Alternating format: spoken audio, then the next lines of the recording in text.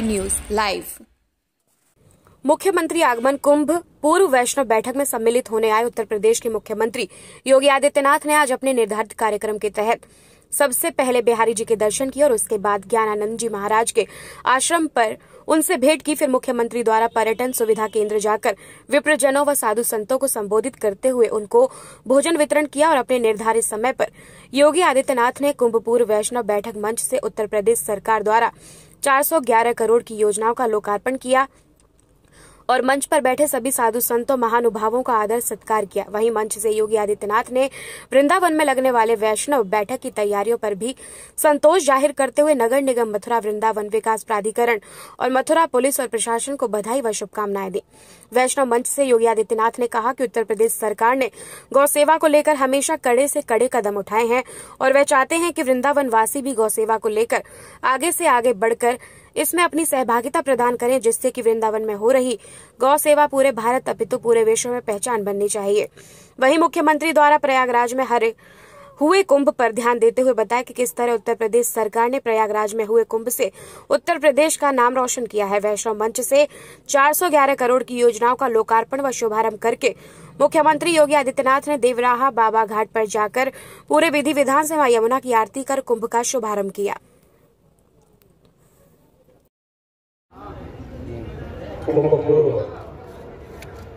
वृंदावन की सुप्रसिद्ध और ऐतिहासिक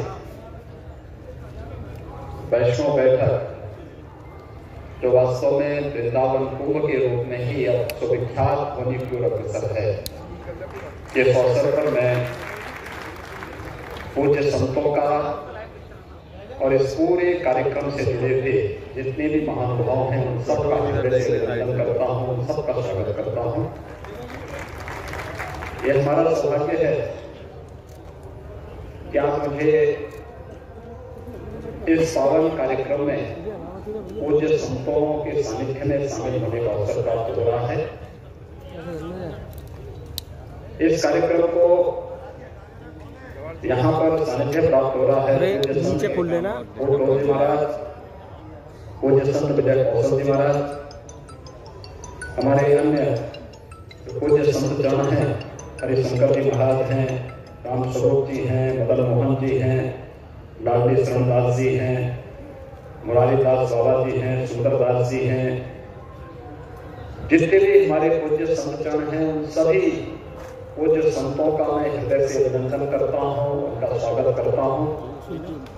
मेरे साथ आज यहाँ पर उपस्थित हैं प्रदेश सरकार में मेरे सहयोगी मंत्रीगण चौधरी लक्ष्मी नारायण जी, पंडित श्रीकांत शर्मा जी, डॉक्टर महेंद्र सिंह जी, यहाँ के लोकप्रिय सांसद श्रीमती हेमा मालिनी जी, यहाँ के जो हमारे महापौर हैं श्री मुकेश आर्यबंधु हैं, हमारे विधायक बलदेव और विधायक गोवर्धन भी यहाँ पर मौजूद हैं,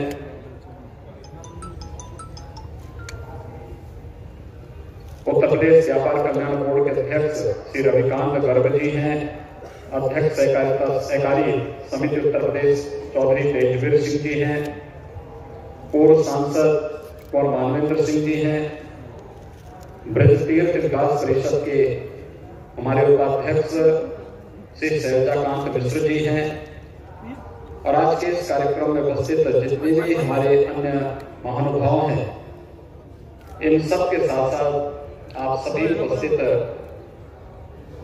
सभी भाइयों बहनों का, पत्रकार मित्रों का मैं हृदय से स्वागत और अभिनंदन करते हुए सबसे पहले आप सभी वृंदावन वासियों को, ब्रज क्षेत्र में निवास करने वाले आप सभी नागरिकों को इस वैष्णव कुंभ के लिए हृदय से बधाई देता हूं, अपनी शुभकामनाएं देता हूं।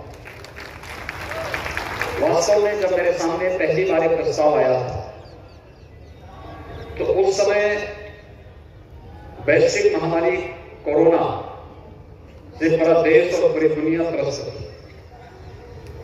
हम लोगों ने सहमति तो दी, लेकिन ये कार्यक्रम कैसे होंगे आप सब जानते हैं कि सभी कार्यक्रम एक एक करके बाधित हो रहे थे। क्योंकि हम पर्व और त्योहार मनाएं या कि मानव जीवन को बचाएं, इसी एक उसमें एक द्वंद्व चल रहा था। लेकिन हम सब आभारी हैं प्रधानमंत्री मोदी जी के, जिनके नेतृत्व और मार्गदर्शन में पूरे देश ने वैश्विक महामारी कोरोना के खिलाफ लड़ाई को मजबूती के साथ जीता। बेहतर कोरोना प्रबंधन के साथ ही दुनिया के अंदर भारत एकमात्र देश है जिसने 2 स्वदेशी वैक्सीन देकर के इस देशवासियों को और भारत के मित्र देशों के सभी नागरिकों को बचाने के लिए कोरोना की वैक्सीन भी दिया जा रहा है और साथ साथ सभी अपने कार्यक्रमों को मजबूती के साथ आगे भी बढ़ाया जा रहा है।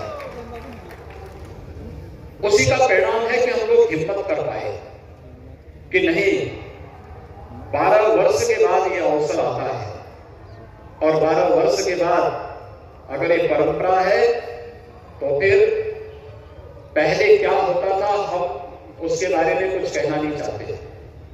लेकिन अगर आज भारतीय जनता पार्टी के नेतृत्व की सरकार है तो फिर उसी भावना के अनुरूप यहां पर कुंभ पूर्व वैष्णव बैठक वृंदावन कुंभ के रूप में इसी दिव्यता और भव्यता के साथ आगे बढ़ना चाहिए जैसे प्रयागराज कुंभ का आयोजन हुआ था। मैं पूज्य संतों का और अपने जनप्रतिनिधियों का हृदय से धन्यवाद देता हूं कि उन्होंने इसमें रुचि ली और ब्रज तीर्थ विकास परिषद के साथ साथ हमारे स्थानीय प्रशासन के साथ मिलकर के यहाँ के मंडलायुक्त, यहाँ के आईजी, यहाँ के जिलाधिकारी, यहाँ के वरिष्ठ पुलिस अधीक्षक, यहाँ पे जो हमारा मथुरा वृंदावन विकास प्राधिकरण है, यहाँ का नगर निगम है, इन सब ने सबके साथ मिलकर के पूज्य संतों के सानिध्य में एक कार्य योजना बनाई और कार्य योजना एक कार्यरूप लेती हुई एक कुंभ का स्वरूप इस भव्यता और दिव्यता के साथ यहाँ पर आयोजित हो सकता है, वह एक रूप यहाँ पर इस कोरोना कालखंड में भी दे रहे हैं।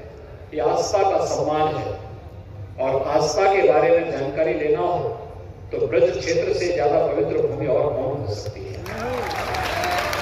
जहां के कण में हम लोग ईश्वर का अंश मानते हैं। हर व्यक्ति जानता है लीला भूमि है भगवान श्री कृष्ण की, बांके बिहारी की इस धरती पर अपार कृपा रही है, राधा रानी के पार कृपा रही है। उस अपार कृपा का ही परिणाम है कि आज हम सब इतनी भव्यता के साथ, इतनी दिव्यता के साथ वृंदावन की इस वैष्णव कुंभ को एक नई ऊंचाई को अग्रसर कर रहे हैं।